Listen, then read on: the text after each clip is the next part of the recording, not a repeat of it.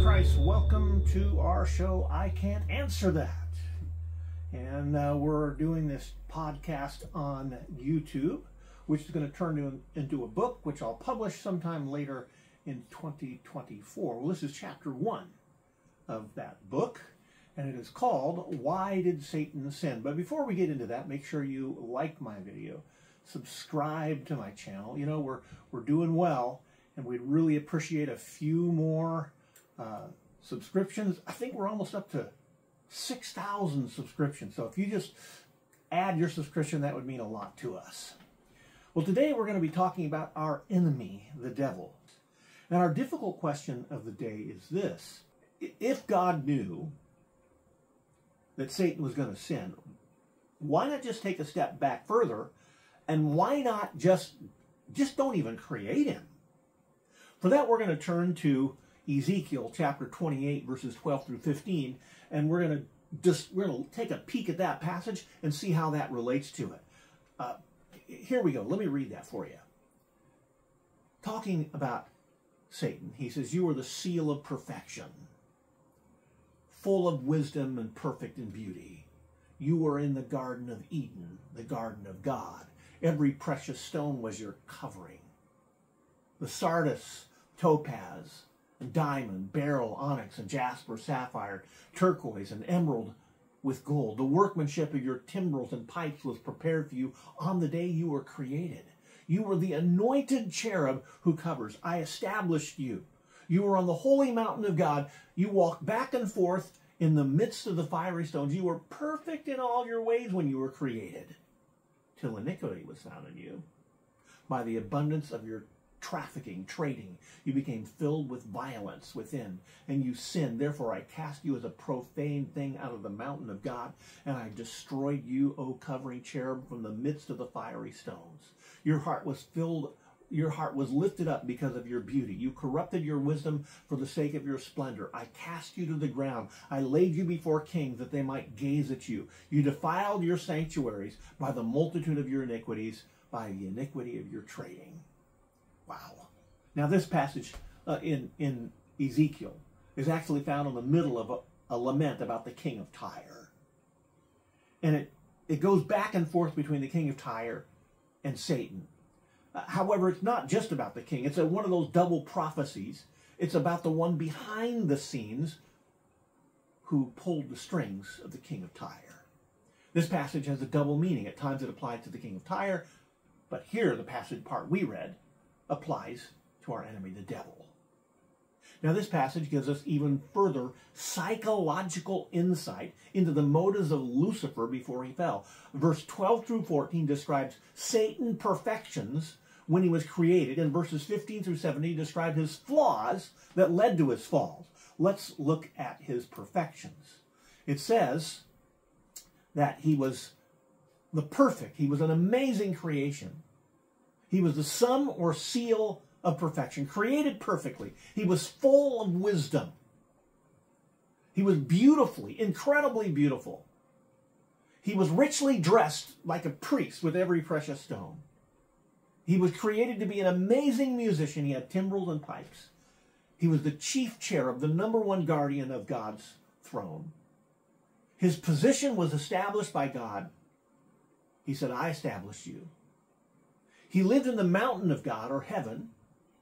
He held an exalted position with kingly, glittering jewelry, fiery stones. He was perfect in all his ways when he was created. And again, that leads us to ask the question, since God knew that despite all the honor, all the glory heaped on Lucifer, that he would turn against him, why did he create him in the first place? Why not just solve the problem by not creating? Why cut your throat when you didn't have to? I mean, Satan had everything going for him. He was created to fulfill amazing purposes had he made different choices. Now, God made his entire creation to praise him and glorify him. Satan was no different. Satan was perfection, wise, beautiful, and an amazing musician. God created him to lead all the other angels in worship. He had the top position, and you would think he had everything anyone could want. But see, here's the interesting thing. It says that he was in the Garden of Eden when this happened. We know that he sat there. We know the angels were there at the creation of the world.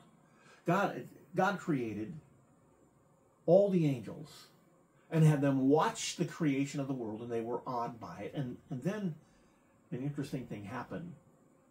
He put man down there. He created angels as his servants, and he created man to have fellowship with him. That may have been the thing that tipped Satan. Now, in an ideal world, Satan would have fulfilled his purpose. He was created to be amazing. He was God's highest plan. God's highest plan for Satan was to have him as top angel. And we want to ask the question,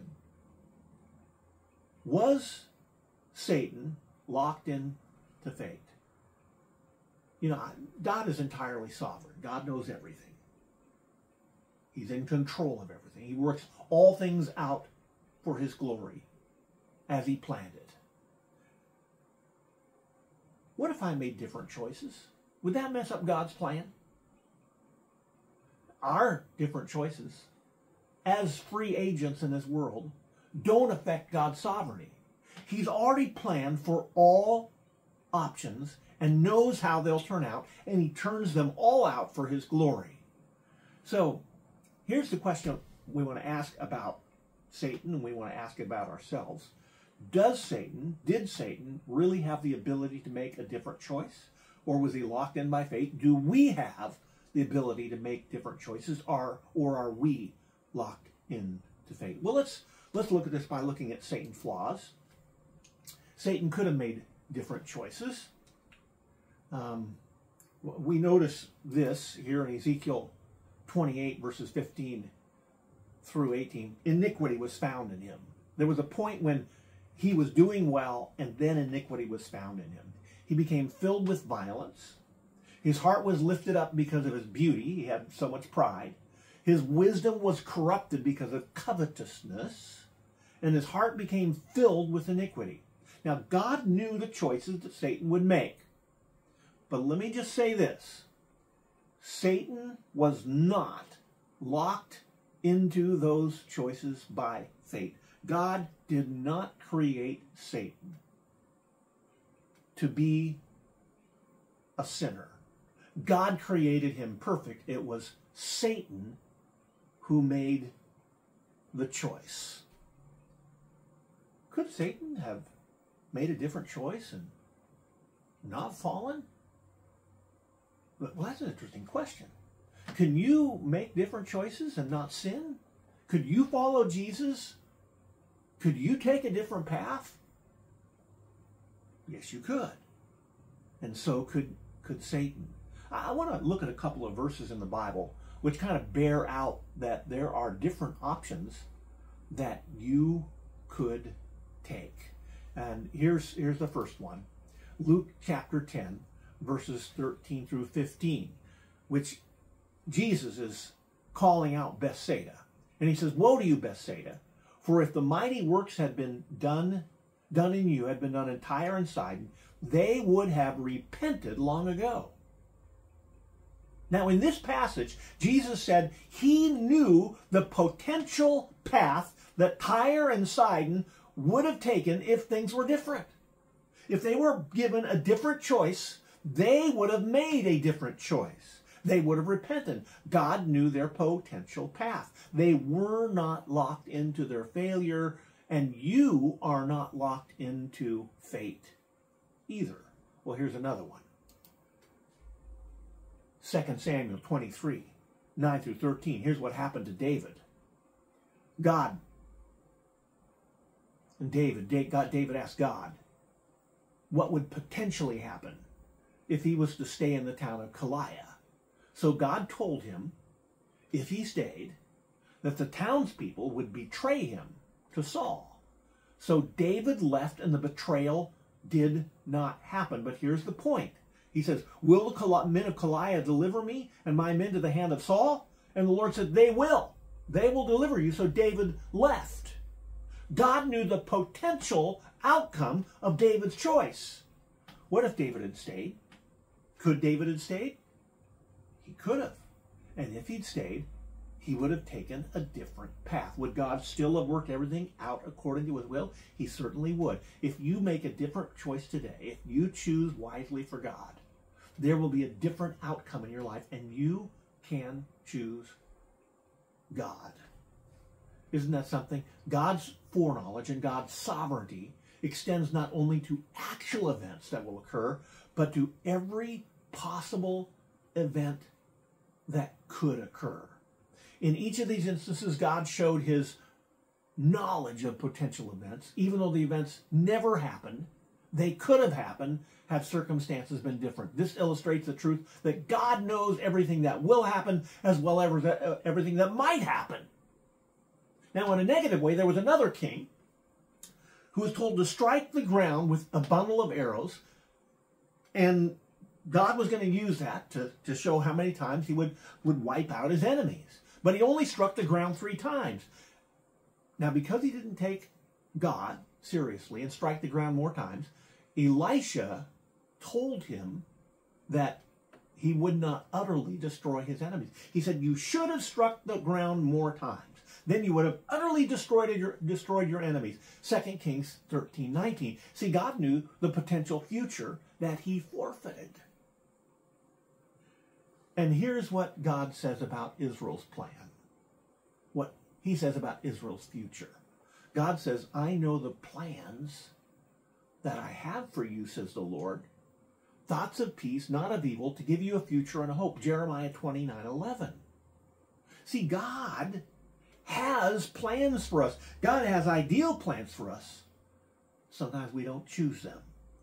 And Satan, like us, is a free creature. It's a logical impossibility for God to create Satan with freedom and then restrain him from doing evil and force him to make the right choice. Sin is always possible wherever an independent, sentient being exists. The answer is that a God of love loves us so much and risks everything to grant free will. And he wants us to seek him. Wants us to seek him. And sin is a disease which always seeks to destroy us. Now, in order for sin to occur, there has to be a standard of right and wrong that can be transgressed. The second thing required for sin is a victim. Satan had both. He knew God's standard of holiness. He violated it. Not only that, he chose to victimize Adam and Eve, thus making him morally culpable for humanity's sin.